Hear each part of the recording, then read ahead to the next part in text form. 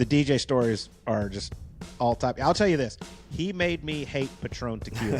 He was big on Patron. I mean, we're back in college. Nobody has any money at the time. And he loved Patron tequila shots. And I mean, he'd get blasted. And then the next morning, wake up, and he would go into the bathroom, turn the faucet on, and just chug water for like 3 straight minutes. And then he'd come out and be like, all right, let's go. And he'd go out and shoot 66. I'm like, this guy is a freak.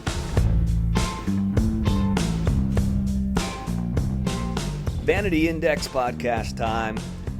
Chad, how you doing, buddy?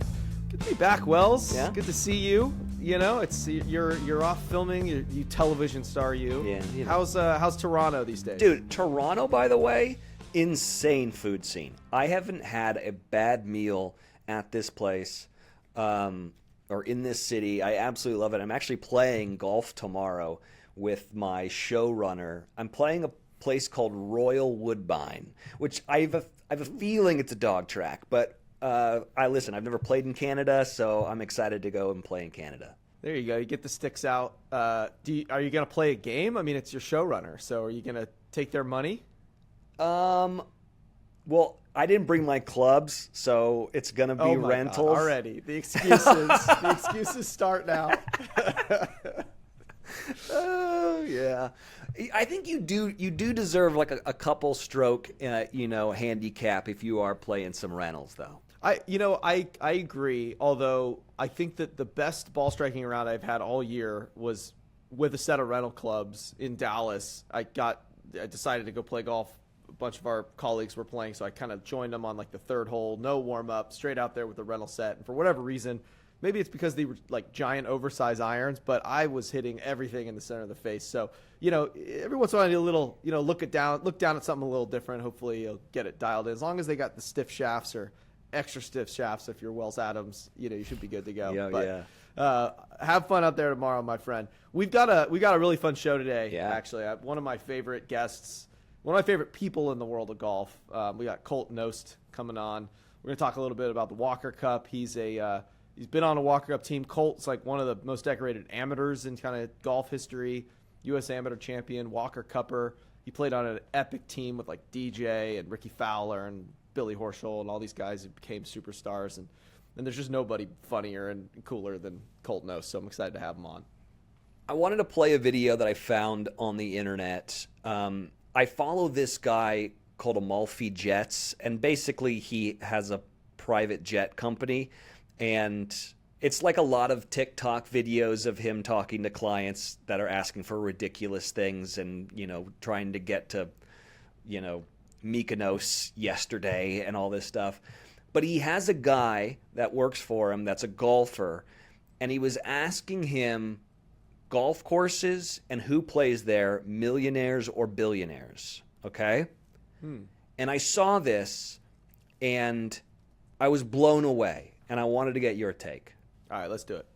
Millionaire versus billionaire. Where are they golfing? I'm at golf, so that's why Dylan's here. St. Andrews, Augusta. Who's golfing there? Millionaires. Really? Pinehurst. That's going to be billionaires. 100%. Pebble Beach. I feel like that's the only golf course on here that I actually knew. Billionaires. Cypress. I'm going to go millionaires. Really? Yeah. All right, you're going to cancel some people. Pine Valley. Millionaires. All right, last one. Another one I recognize. Torrey Pines. Who's golfing and who are you flying there? Great course, but I'm going millionaires, and I'm only sending my absolute best clients. There you go. Heard it first here from Dylan at Amalfi Jets. What? I think that Dylan needs to be fired. I think he lied on his resume. There was not he only, I think, had one right answer in all of that. And that was, I think he said that, actually, I don't even know if he said a single one that was correct, right? What? Yeah, I mean, does he know what? Do you think he has millionaires and billionaires like mixed up? Do you think? Yeah, Did he mistake that like the billionaires is actually the more money one, and Yeah. not the less money one? The fact that Torrey Pines was billionaires and Cypress was millionaires, it's like, bro, what are you talking about right now? Torrey Pines, I only send my best clients? Yeah, Like, what? you fucking hate your clients apparently. No, actually, Torrey Pines is lovely, but I mean, come on, dude. It's just like straight lying on the internet, I Yeah. guess. Like that is hilarious and egregious. I mean, I think it just couldn't be more opposite. Yeah. It's literally like Augusta is millionaires? Like, I'm sorry. Have you seen who's out there? Like, Cypress? Come on. Pine Valley? Pine Valley was millionaires, not billionaires? Yeah. Just a little dog track. It's just the number one course in the world. Yeah. And, most exclusive club in the country and on the planet. So that's a good one. That's egregious. Right? Oh my God. That's really bad. All right, right now it's time for our segment we like to call Overheard from JLab. From the lab to the course, JLab Tech is trusted by the pros with gear engineered in the lab built for every practice, every flight, and every moment you need to lock in. If you are watching this on YouTube, you can see that I'm using their travel microphone, which we absolutely love. Super easy to pack, easy to travel with, and sounds amazing. JLab delivers headphones, earbuds, and Bluetooth speakers designed for the life that respects your budget. Look for the blue box at retailers everywhere or shop jlab.com. All right, so I overheard this conversation the other day at the club about this guy who lost his clubs while traveling, right? So the airline offered to give them money to replace them. But, sometimes you worked years to have perfected like a grind on a wedge or your driver setup or your head cover collection, from like some trip you did with your dad or a lucky ball marker. Like, replacement costs aside, and you have plenty of money to replace them from the airline, but how much would you pay to have your actual set of clubs, bag, and all its contents back if you could? Because I feel like I know my bag's probably worth $2,500, give or take. But with all the stuff that I've compiled and collected and the memories and all that stuff, it's worth more than that to me, right? Yeah. What would you? Well, I'm gonna flip it back. I want you to answer first. Okay. So, say it's $2,500. That's the kind of cash value of your golf setup. How much would you want to get to be able to kind of replace it, or how much would you be willing to pay to get your original bag back? Double that? Double that, I think. I think that's interesting. First off, they should have used chipsticks. Right. Saying. And I actually have a funny story about airlines and golf bag, which I'll tell in a second. But for me, it's like I'm not that sentimental, and I am very lucky to get to play a lot of fun golf courses, play a lot of places. So there's really nothing in my bag that I would feel like is irreplaceable. I'd be sad to lose like the head cover that has a real memory, but I'm kind of like, yeah, maybe I'll get invited back one day, or it just opens up a slot. As you know, it's only the 5-wood cover that gets replaced, based on where you play, or the alignment rod cover from ANGC. I've got some Sugarloaf head covers on there. I feel like I could probably get some more of those. Yeah, a guy. I like my club setup a lot, but I have been sort of tinkering, so I'm not like that in love with it. And then my putter is one that's been a gamer for like the last 3 years. That would be a bummer because I really love that putter, and it's sort of going to be really hard to get that out. But I like to tinker, so it just gives me an excuse to go try something else. So for me, I'd be totally fine with the cash value. But my story here is so a couple of years ago, I was down at the PGA Tour headquarters at Ponte Vedra, and then I was going up to Atlanta for the Tour Championship. And so I'd flown on an airline and had my golf bag in the travel bag, and But I took it straight to my hotel and didn't really open it up for a couple of days. And so we go play golf like the third day that we're there, and I open the bag, and my putter is gone. And the putter that I had in the bag at the time was a Scotty Cameron Newport 2 that my kids had actually gotten me as like a Father's Day gift. I had never had like a Scotty before. I always just I don't know, for whatever reason, I couldn't bring myself to spend that amount of money on a putter. And so it was really sentimental. It was like this putter for my kids, and I was just really bummed. Of course, I called the airline, and now it had been like 3 days since I flown, and they basically said, I'm sorry, there's really nothing we can do. Like, you needed to really tell us like the day that you picked your bags up. They were very nice about like giving me some like flight credit and miles and stuff like that, but it certainly wasn't enough to kind of replace this lost putter. And so on my flight to Atlanta, flying to the Tour Championship, I tweeted, hey, PSA to all the golf sickos out there, if you're traveling with your clubs and get to the airport, make sure you check and make sure they're all there, because the only way you can get reimbursed is if you kind of do it at the airport, like same day within 24 hours.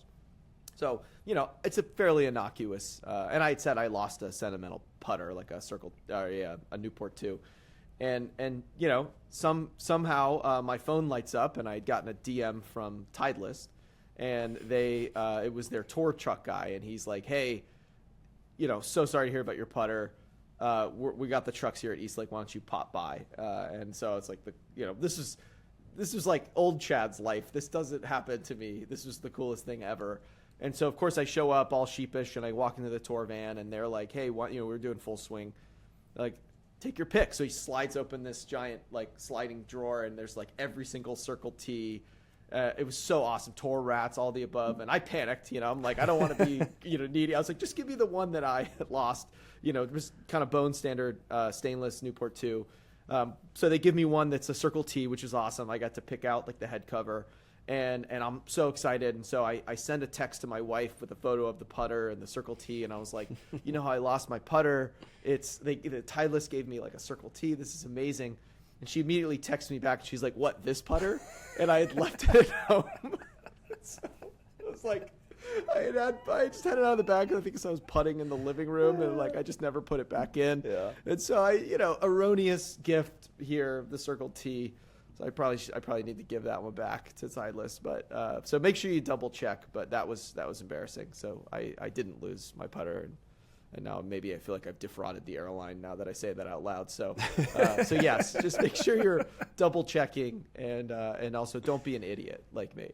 Yeah, I mean, you said it earlier, and this isn't an ad, but I got to say that like Shipsticks is the best thing if you're going on a golf trip. Like, don't mess with traveling with your clubs is a pain in the butt because it's so cumbersome. And it's sometimes like I have a hard shell, which is like doesn't fit in any Uber that I get into. So I always have to get like the XL. Just do Shipsticks. It's so much easier. It's going to get there. You can see on the app like where it is, if it's going to get there in time. They come and pick it up. They take it back to your club. I love that company. Yeah, no, Shipsticks is awesome. And but the way that I travel playing golf, I'm always just throwing it in the old Club Glove. Yeah. Which I learned recently that you can unwrap the top and wrap the top of your Club Glove over your rollerboard. Yeah. And drag it all in this big train. Which I found out also after the fact that they actually have a marketing term for that, and they call it the train reaction. Yeah. Which is like it's pretty good. So anyway, so if you're a Club Glove owner of a travel bag, you can actually unravel the top, slip it over your rollerboard and kind of have your train reaction going. So, well, that was a fun overheard. And we got Colt Knost. We're going to be talking Ryder Cup. We're going to be talking Walker Cup. We're going to hear some Cypress stories. And I'm sure we're going to hear a whole lot more because, it's Colt. So he's full of stories. Yeah, done it all in the world of golf. He was on the 2007 U.S. Walker Cup team playing alongside future stars like Dustin Johnson, Webb Simpson, Ricky Fowler, and more, helping secure a thrilling victory. Considered one of the greatest teams of all time. On the PGA Tour, he had multiple top finishes and earned a reputation for his smooth, strategic play. Off the course, Colt is equally respected for his thoughtful commentary and writing, sharing insights that only someone who's been in the trenches of competitive golf can provide. Welcome to the show, Colt. It's good to have you here. Wow. I don't know who wrote that, but that was fantastic and by far the nicest anyone has ever been to me. Thank you. Anytime, buddy. I think you might be a little too nice, actually. For Colt. I appreciate it, guys. I'm excited. So you've kind of done it all in the world of golf. You were playing a professional on the PGA, and now you're on the course doing commentary, writing. What's more fun? What's more fulfilling? Well, I can tell you what's way less stressful, and that's the broadcasting. Yeah. I haven't missed a cut in over 5 years. It's been great. That's my favorite part about it. But there's nothing that can, that rush you feel, that adrenaline you feel coming down the stretch with a chance to win on the PGA Tour. There's nothing like it. I do miss that part, but I know that doesn't happen very often. And now for me to be out there every weekend walking with the best in the world and watching them try to achieve their dream of winning on the PGA Tour, I'm having so much fun right now. I know it's like you, Trevor, Nance, and Amanda. You're like that's the Fantastic Four of golf commentary. So it's been awesome to see you do your thing, brother. I appreciate it, man. Don't leave out Frank. Frank will get his feelings hurt if you leave out. Yeah, that's true. Can't leave out Navla. Sorry, I'll add Navla to that as well. I just have to say, I appreciate that you bring the comedy to it. Like, I think that's something that is definitely has been missing in golf broadcasting, and so I appreciate you and I applaud you for actually bringing some levity and some fun into these broadcasts, because you make me laugh a lot. Well, thank you. And I mean, listen, I was always told from the beginning to be myself. Lance Barrow, the legendary CBS producer, said, I want the same Colt that sits around the table at Whisper Rock telling stories as I want that Colt on CBS. And so that's kind of what I've always been. Like, look, you guys know, you are in the TV world. Like, it's a show. It's entertaining. I have no effect on a shot that happens out there. So if I can make you laugh occasionally out there, like that's what it's supposed to be. I know when to be serious. I know when to joke around, but at the end of the day, it's entertainment. Mm-hmm. I have one question for when you are following groups and commentating alongside them. Sometimes you have to say like they've hit a bad shot, or God forbid the S word comes out. Can they ever hear you, or are you so far away from them that and like whispering in a mic that they can't hear you? Well, I'm not big on the whispering part. Yeah. Over at CBS, we are very fortunate that we travel. We have a monitor with us. So like I have a lady, Barb, who walks with me every single day, and she has the monitor. And mostly it's to help with tape-delayed shots. So therefore we can call a shot that happened a few minutes ago, because not every shot is live. And that way you don't mess up the timing. You don't have to rely on a producer in your ear saying, backswing, hit it, ball in the air, all that.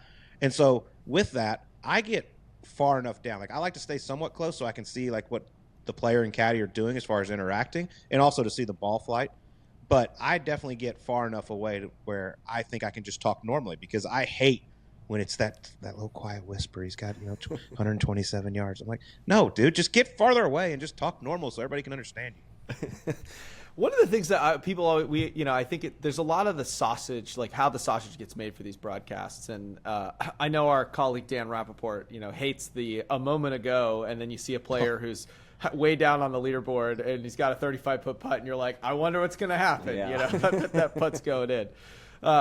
But like, what about what club they're hitting? I've always sort of heard, like, do the caddies signal to the walkers? Like, are you getting a signal every single time? Is there like a established system for that? Like, if someone's hitting a 7-iron, like, do they hold up 7, or how do you get that information from the caddy?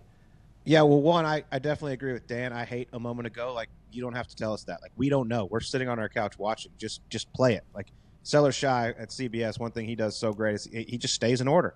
And he just that's how he does his broadcast. And most people know that it's not live because, look, you can't. There's 100 balls in the air at one time. I hate a moment ago. Just show me the shot. I want to be surprised. But as far as the signals, yeah. So I have a spotter out there with me every single time. They're the one doing the yardages up ahead as we're walking down the fairway, and then they're within 10 yards of the player and caddy while they're hitting a shot, and the caddy knows to signal the spotter, or if they see me and make eye contact, they'll signal me something. But yeah, it's simple. Like, listen, if it's a 2-iron or a 7-iron. So 2 is 5 plus 2, obviously is 7. So it's 2 for 7-iron, 3 for 8, 4 for 9. You definitely know that if it's a 4, it's not a 4-iron unless it's 230. So those are the hand signals. Like lob wedge, L, gap wedge is they grab the cap, and then S, they just go like that, kind of signal an S. But yeah, pretty simple stuff. Okay, so Love that. But isn't it illegal to tell your playing partner what you're playing, and can't the playing partner see what the caddy is gesturing to you? Yeah, but they're not signaling them. I mean, that's just okay. Yeah, you're not supposed to. But I mean, look, if you've watched enough golf or been out there enough, every player caddy on a par 3 goes over and takes a look in the bag. That's not illegal. But yeah, you're definitely not supposed to just be like, hey, Chad, I'm hitting a 5-iron here. But yes, I mean, people pick up on signals. I don't think it's that big of a deal. Like, you still have to go out and hit the shot. It's not like, holy shit, he's hitting 5-iron, I'm going to all of a sudden hit 9-iron. Like, that doesn't happen.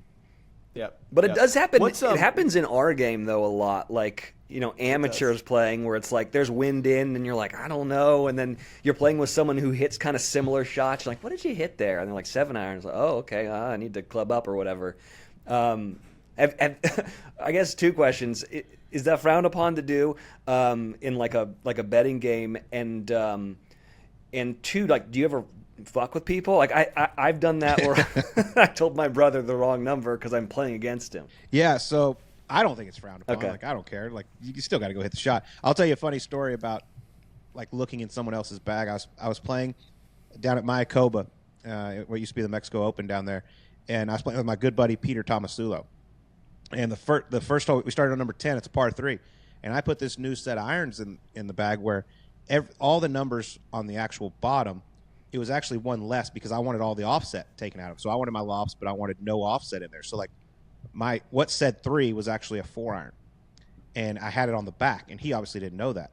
And so he's a club longer than me. So I pull out 3-iron on this par 3, and I hit it, and I hit a good shot. And so he sees 3, he pulls out 4, and I'm like, oh boy, this is about to be a problem. Like he has no clue that I actually just hit 4-iron, and he hits 4-iron and smokes it over the green. He just looks at me. I'm like, dude, sorry.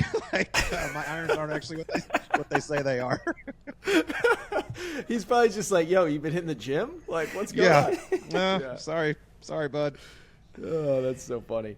One quick last question about sort of broadcasting and walking, and I'm going to put you on the spot here, but like, you've seen so many great shots at some of the biggest events in golf. Like, what's the most memorable moment that you've seen in your broadcasting career up close? Man, there is a lot. There's no doubt. One that always comes to mind, one of my favorite days I had on the golf course was at the PGA Championship at Valhalla a couple of years ago. I actually took a gamble because Seller Shy called me Saturday night, and I normally go with the next to last group. Dottie has the last one. And he's like, I'll give you a choice. You can go second to last or third to last. Second to last was Shane Lowry, Sai Thagala. The group behind them was Bryson DeChambeau and Victor Hovland. And I could have chose wrong. They could have went out and had a bad day, but I went with Bryson and Victor, and they put on a show. I mean, Bryson shot 65. I think Victor shot 66 with bogey on the last. Remember the 8-iron into 16 after Bryson hit the tree off the tee and it spit out, and he hit 8-iron from 222 to like 2 feet. And then just the noise when he made that like 8-footer for birdie to look like what could possibly be a playoff. That was one of my favorite days on the broadcast just because the place was electric. Like, I mean, I had goosebumps. I felt like I was playing. Like, there was adrenaline going through and everything. It was so much fun. That's awesome. The one that stands out to me, just knowing you guys were standing there, was I think it was Sam Ryder's ace at 16. So that was the first time beer shower. Yeah, that was the first time Amanda and I had ever done one of those sets. That was Seller Shy's idea. He's like, hey, I want you to be down there. I want you to just show what this atmosphere is like down there, because there's nothing like Saturday at Phoenix Open. And then all of a sudden Sam Ryder steps up and spins this ball back into the hole, and I've never seen anything like it. Just chaos ensued. I was covered in beer. One hit me right in the shoulder. But it wasn't live. It was literally 10 or 12 seconds behind. Like, it just happened. We go to it. And so we're trying to call this shot as if it's live as we're getting drilled with beer. It was so cool, man. I mean, that changed everything as far as like the set for us. It was sick. I always thank Sam for that. Speaking, and that changed that whole tournament. You know, like the vibes of that event from that moment on. I mean, I think that was the same year that we had the shirtless Harry and Joel, right? Like right afterwards or soon afterwards. It's like, and they had to dial it back a little because things were getting a little out of hand. Yeah, I mean, it used to be just like beers were in bottles, and they just handed it to you. So all of a sudden, full beers are getting thrown. Obviously, that can hurt somebody. So now all the beers are in cups. They've tamed it down a little bit, but it's still Saturday Phoenix Open. There is no better day in golf than that. Everybody's like, oh, should we have this more often? I'm like, no, this is what makes it special. It's once a year. All hell breaks loose, and it is so much fun out there. And the players know what they're getting into. Speaking of things getting thrown on the course at you, I would be remiss if I didn't bring up the fact that recently Bones had to kick a dildo off the green. I guess my question to you is, what's the weirdest thing that's been thrown on the golf course that you've seen or had to like remove from the course? Oh, man, that's definitely anything like that. I actually was watching the broadcast live and didn't see it. Then I saw it on social media the next day, and I love that Bones just went over and kicked it. that was great. I'm trying to think. I don't know if I've ever seen anything like crazy thrown on the golf course. Yeah, nothing crazy. That definitely is number one. I was there at Hartford last year when the protesters ran on the green. That was wild. Oh, yeah. So they threw themselves on there. And I remember I was standing by 18 where like the cops walked them out. And they got him behind in handcuffs, and there's like 5 of them. And I'm like, at what point did y'all think this was a good idea? Like, what good was going to come of this? I mean, y'all are idiots. Yeah. I just love the Back fact. to the dildo thing. I think you have to kick it, right? You can't pick it up. No, yeah, you know? can't. You don't know if it's been used. But also the irony of a guy named Bones kicking a boner off a course is just like the universe sometimes just comes together in just such a harmonious way. Oh man. Yeah, it wouldn't have been as good if Smiley. That still been pretty good, actually. Yeah, it'd have been good. I love it. So Colt, we're we called you, want to have you on the show, talk a little bit Walker Cup. As a member of a Walker Cup team, probably one of the best teams ever. I wanted to kind of get your perspective on the event. This episode's going to be coming out, and I guess maybe 2 days before the Walker Cup starts. So before we get into actual Walker Cup experience, I want to ask you a little bit about obviously the host venue, Cypress Point Club. So I don't know if you know this about Wells, but Wells is the ultimate silver spoon child, grew up on the Monterey Peninsula.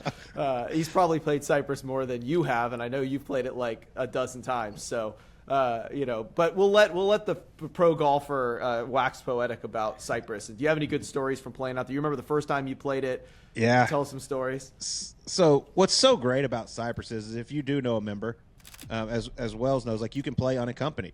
Like they can set you up with one of the first tee times that day. And my man Greg Trias that owns Whisper Rock here is a member there, and he's always been great about setting me up. But we were playing this event called the Pebble Beach Invitational. They have it every November out there. It's like a pro-am deal. It's the greatest gig in the world for pros. Like they pay you to come. They pay for all your food and booze all week, and put you up at Spanish Bay. It's the greatest.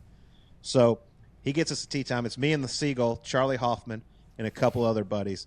And we are first off at, I think, 7 a.m. or 7:30. We're first group off. It's freezing, no warm-up, and after a big night around the fire pits. And I'm pretty sure we get out there, and, I mean, we're both feeling it pretty good. And Charlie skied it, like literally 150 yards off the tee. I was like, just get it over the shrubs. Please get it over the shrubs, and we'll get this thing going. But that first tee shot, when there's a decent amount of people. They're all showing up for those early tee times and everything, and I mean, you're cold right out of the car. Like thank God the fairway's like 100 yards wide down there. And then there's the other fairway to the left. I've snap hooked balls into the other fairway and still made par from over there. Of course. Over on 14. Yeah, exactly. Yeah, it is one of the more intimidating first tee shots in golf, because if you've never been there, if you're listening to this, you've never been able to stand on that tee box. There's what is it, like 9 Mile Road? Is that what it's called? 17-mile drive. 15-mile drive. 17. 17 mile. 17. God, we're both wrong. What is wrong? We're horrible. Jesus. Yeah. You guys are poor. You guys are poor. But there's the road goes right in front of the first tee, and there's just like a hedge that you have to hit over, and if there's cars coming, you got to hit over the cars, and the parking lot's just to the right. The other thing about Cypress that I love is you don't actually see the famous 15th and 16th and 17th holes on the water that you've heard about when you arrive at the club, because you park. You can't actually see the ocean really from the parking lot. You're not really allowed in the clubhouse, or at least they don't allow me in the clubhouse. So you go into the locker room, again, no views of the ocean.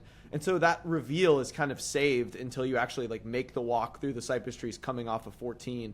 And all of a sudden, like, you're just presented with the most beautiful landscape in the world. I still will submit that, like, standing on the tee at 15 and seeing that for the first time, it might be the most beautiful place I've ever stood. Put aside like a golf course being there, just as just the sheer audacity to be like looking at this land and being like, you know what, should go here. A golf course, incredible. Yeah. I'll never forget it. But that course, so fun, such an adventure. And you told me you've now since been out there a bunch of times, right? Yeah, and I love it. Like, obviously the history, tradition. Like, I'm a golf nerd, so I mean, I know everything that's happened there. And that's another thing. Just standing on that first tee and think about all the people that have played there. I mean, obviously you had the match, but going through that golf course, you go back into the woods at 4 or 5, come down at 6, and then that stretch of 8 and 9 right there, which 8 and 9 are two little short. I'm interested to see how they play it at the Walker Cup because these guys are so long. 8's a hole that just drives me absolutely insane, but 9 is so cool. It'll be a 3-wood for most of these guys knocking on the green. And then, I mean, my favorite part of the golf, like 13, in my opinion, is the most underrated hole. I just love those bunkers on the hillside back there. I think it's gorgeous. But when you walk across that road, and we all know 16. Like, I had a picture of 16 growing up as a kid in my room. Like, I just thought that was, this is it. I got to 15, and I'm like, forget 16. Yeah. This is the one. Like, that's my favorite hole by far. It is just, it's a short par 3, which I love. I think every golf course should have a great short par 3, but it is just spectacular. And then 16's beautiful, but it's so freaking hard. I mean, you get it into the wind, you're hitting driver. But 15 is my favorite hole by far. It's not even close. Yeah, 15 looks like a video game. I remember the first time it came around, we'd played, it was like kind of overcast, and somehow the sun seems to always come out when you like make your way to that 15th tee. And I'm like, it looked fake. It looked like it was CGI. It was like there were seals playing, the sun was out, just this gorgeous par. And it totally gets overshadowed in the photos from 16, but I totally agree. Like, standing on that tee, really nothing better. And I love that you honored the match. Harvey Ward very famously showed up extremely hungover to that match as well. Yeah, that's why I did it. yeah, just exactly the same. Did you beat Ben Hogan and Byron Nelson in that match? Did you guys win? Were you guys playing a game, you and Charlie, or were you guys? Oh, of course. Charlie and I are never on the same team. We love trash talking each other. I couldn't tell you if that was a long time ago and a lot of tequilas ago. Since that one, I'll just say I won, just because I have control of the microphone right now and Charlie doesn't. There you go. Well, just before we get into the Walker Cup, a brief gambling interlude. What is your go-to game on the course? Because I know we've played together before. We like to have some action. Obviously, Wells and I, we do that all. What's your go-to game? So I play a game up here normally at Wisbrook, and it's a fivesome, and we play a high-low game where two guys take the wheel. So if it's you and Wells, you play the combination of me and Charlie and me and Max, and then Charlie and Max. So you have 3 games going. We play a high-low game where the low ball gets 2 points, the high ball gets 1. If you get them both, you get 4. So if you're on the wheel, you have 12 points exposed, no matter what the dollar value is there on each hole. And that way, every ball counts. So you can't just ride your partner's coattails the whole way around and hope to win. Your ball counts as well. But that's the one we play the most up there. But listen, I love the action. I'll play anything. I've become the king of hammer out at our club. So that's been. We might be doing a little bit of that later today too. That's what I grew up playing back in Dallas, Royal Oaks Country Club. We'd always play Wolf Hammer, and I'll never forget Gary Woodland joined the game one day, and he would just randomly scream out hammer, and he was on my team, and I was like, okay, Gary's hammer doesn't count. Okay, you have to go through me. And, I mean, he still to this day, every time we'll play, he just go hammer, and I'm like, no, stop. We're not hammering in this situation. He's such an idiot. All right, so let's talk a little bit about the Walker Cup. This is 2007. You make the Walker Cup team. Were you reigning U.S. Am champ at the time? They announced 8 guys before the U.S. Am. And a quick funny story about this. So they announced, I think it was 8 of us. And 8 of us went on like a practice session and all this. But we knew it was during the Western Amateur, which was in Michigan, at a place called Point Woods. Phenomenal golf course. But we knew Buddy Marucci was going to be calling guys, Tuesday. Doesn't matter. Well, I stay at the same host family's house every single year. Phenomenal family, awesome. But the problem is they're right on Lake Michigan. They have no cell phone service. It sucks, like nothing. All day I'm sitting there, like moving all around. Like my phone hasn't rang. I'm like, holy shit, I got left off this team. Like this is not good. And I'm like out in the front yard moving, and all of a sudden notification pops up, voicemail, Buddy Marucci. And I'm like, oh, my God. He's like, okay, Colt, Buddy, call me. And so I finally got service, called him back, and he let me know that I was on the team. But I was in full panic for about 3 hours that day. And then you just went on and won the U.S. Amateur, so just to make it official. What are your memories of being on that 2007 Walker Cup team? Arguably one of the strongest teams we've ever fielded for the U.S. Yeah, I mean, I'll go back to that practice session, which the 8 of us went to Caves Valley outside of Baltimore where the BMW just was. We stayed in the cabins there. The 2 that hadn't been named, I believe, were Trip Keeney and maybe Kyle Stanley. He might not have been on the trip, but the other 8 were there. And, we all knew each other, but we had never played alternate shot, none of that. I don't think any of us except for Ricky. Ricky hadn't been on a Walker Cup team yet either. So no one there had been on a Walker Cup team. So we go out Caves Valley and just randomly Buddy puts me and Dustin Johnson together, and we're going to go out and play alternate shot. And Dustin and I are like 5 under through 7 holes alternate shot at Caves Valley.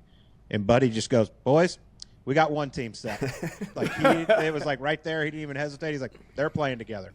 And everybody knew that. And me and Dustin went out both alternate shot matches there at the Walker Cup on Saturday and Sunday and played together. But it was just hilarious. 7 holes in, Buddy was just like, yeah, we got one. It's awesome. Made it easy on him. And then, do you remember who you played in your singles match? Yeah, I played Danny Willett both days. Oh, wow. Wow. Yeah, so the first day I won 1-up, I believe, and then the second day, I'll never forget this. This is unreal. So we go to 18, and we are tied, and I know if I win my match, it's over right there. Like, we win the cup. I was the third match off, and I hit it down the middle. Danny hits this big high hook at Royal County down to 18. It's going into the gorse, and all the crowd is down the right side. There is one guy over on the left, right on this course, and you can see him. He can see the ball coming. He's just eyeing it up. And all of a sudden it comes down, and he goes like this with his chest and chests the ball and keeps it in play. And I'm like, what the hell just happened? No, this cannot. I am like losing it. And we get over there, and his ball's like just outside the gorse. He's still got to he puts his rain gear on because he's going to get stabbed by all the gorse. Chops it down the fairway. Buddy comes over to me. He's like, what do you got? And I was like, I'm hitting 5-wood. He's like, you can't get 5-wood there. You got to hit 3-wood. I'm like, dude, I'm pretty pumped up right now. I'm pretty sure I can get 5-wood there. He's like, I'm telling you it's 3-wood. So I'm like, all right. Well, the number one rule on 18 at Royal County Down is you don't hit it long. So I hit 3-wood, goes over the green. And caddies will still tell you to this day, like when they go back out there, he ends up laying up, and like I said, hits his third shot to probably like 20 feet. I hit this 60-degree. I bump it into the hill, and you got to get it to just trickle on the green. And then it's like a black diamond straight downhill to the hole. And I hit this chip, and I can't see where it's going. And Billy Horschel is just losing his mind up on top of the green there, just freaking out. He's like just yelling at the ball, and it goes up to like 3 feet. I mean, it was one of the sickest shots I've ever hit in my life. And so it's obviously not good yet. And Danny Willett steps up and buries this 20-footer for birdie. And now I got to make this 3-footer, and everyone in the gallery is chirping me, going nuts. Thank God I made it. We tied our match, but I will never forget that guy that chested the ball back in.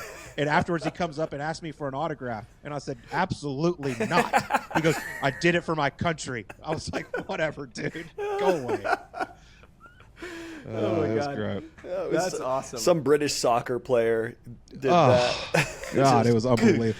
Yeah. But it was great. But that led to, like, later on, 2016 Masters, my buddies have a big it's called the Royal Masters. Yeah, that's what it's called, the Royal Masters. So it's like 2-man teams. They're at Royal Oaks in Dallas. And then you pick a guy for the weekend, and based on where they are and, like, who they are, you get a certain amount of strokes. It's handicap. And they wanted somebody, my buddies wanted somebody no one else would pick. And I was like, dude, Danny Willett might be the best putter I've ever seen. And they're like, never heard of him, but sounds good to us. They take Danny Willett, and obviously he goes on to win the Masters, and they win the Oaks Masters. That's awesome.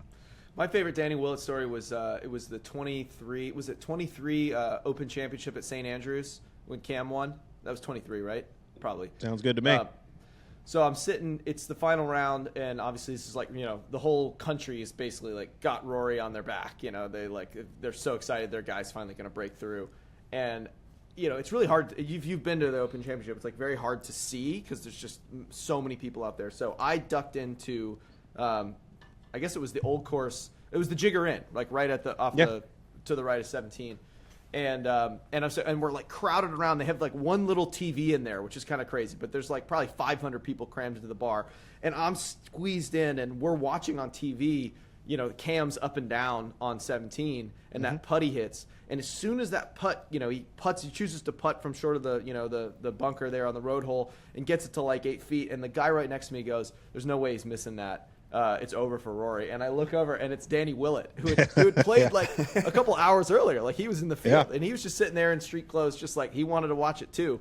And I'm like, oh, he's like, yeah, he's not missing that. Like, there's no way it's over for Roars. And everybody's just like, boo, Danny. And then of course, Cam just buries it and we're off and running. But so the obviously like the Walker Cup, right? Like it's how many guys is it? Is it 8 guys?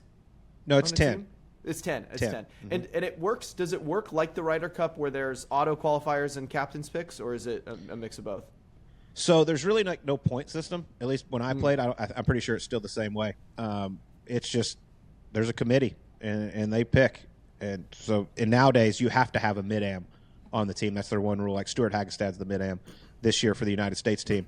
But yeah, it's just kind of like you play your best. People kind of know where you stand and everything, and you just hope to get that phone call. Your team was is considered one of the best Walker Cup teams ever, up there with the 75 team that was like Craig Stadler and Curtis Strange. I know that this isn't a possibility, but if your team went against that team, who do you think would come out on top? Well, I'm obviously going to pick us. Okay, good. We were good, but it's crazy. Like, none of us knew that going in. Mm-hmm. And then when we finish and we actually won overseas, which hardly ever happens, and then go on and 8 out of 10 had PGA Tour cards at one point, obviously multiple majors within it, all the wins and everything.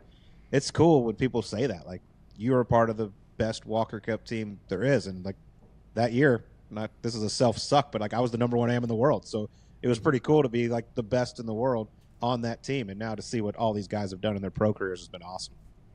What was DJ like as an am? Yeah.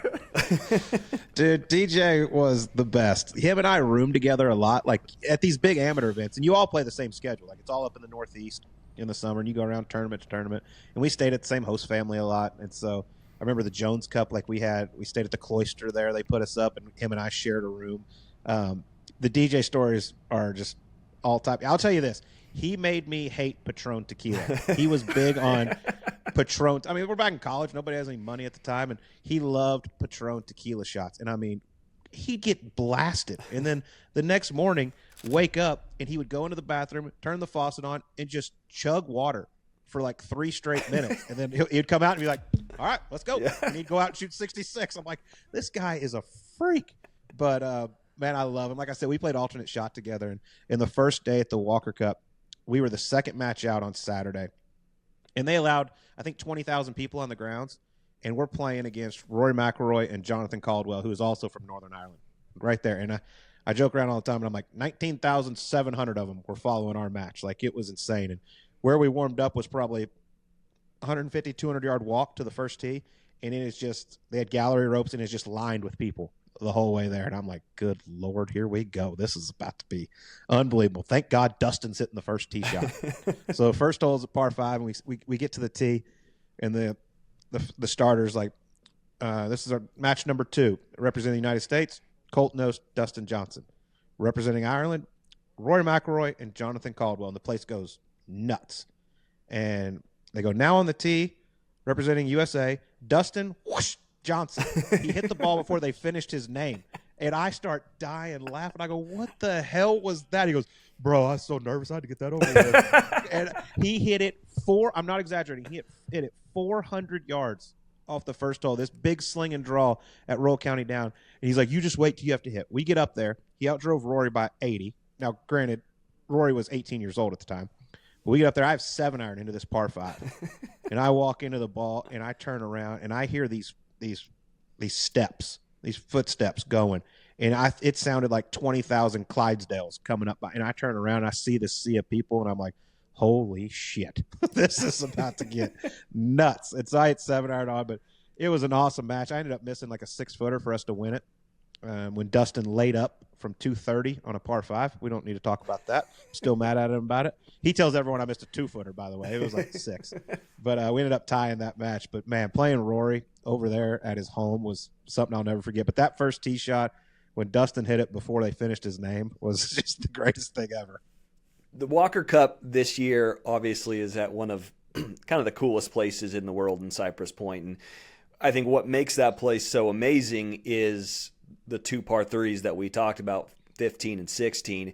And we've been doing blind rankings here on the Vanity Index podcast. And I was wondering if we could do a blind ranking with you, top 10 best par 3s in the world. Fire. I like this. You ready for this? Mm-hmm. Yeah, you can't knock a good par 3. It's time for our segment, Can't Knock It, brought to you by Knockaround, proud partner of the Vanity Index podcast. These guys make seriously awesome shades, and now they're the official eyewear of the PGA Tour. If you want to try a pair, head on over to knockaround.com/golf and use the code VanityIndex20 for 20% off your first order. Again, that's VanityIndex20 for 20% off your first order. Some inclusions apply. Definitely worth checking out. All right. Famous par 3s. So now I'm going to give you 10. And you have to rank them as from 1 to 10, okay? Mm-hmm. All right. First one, starting off strong. 7 at Pebble Beach.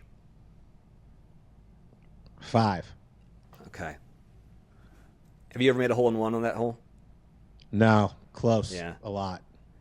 All right. Place is so sweet. It is pretty. I told my wife when I die, I want her to spread my ashes there. Next one. 12 at Augusta. 1. 1. It's my favorite hole in the world. Wow. Yeah. Why? I think it's just the first time I ever was at Augusta National. I walked over the hill on 11 and looked down, saw 11 green and 12 tee, and I was like, "This isn't real. This is the most special place there will ever be in the game of golf." And I think it's a brilliant design as well, and just the history of it and everything. And the fact that it's at the Masters. Every year I go to Augusta, I go walk by myself on Tuesday or Wednesday, and I go down to 12 and just sit there for a little bit. What's your play there? You going right over the middle of the bunker? Well, I've only played it once, and it was on the left, and I was like, well, I've only played once. I'm going to go right at it. Fair and enough. The caddy gave me some wild thing about the wind bouncing off the trees and all this, and I was like, dude, just tell me what number you want.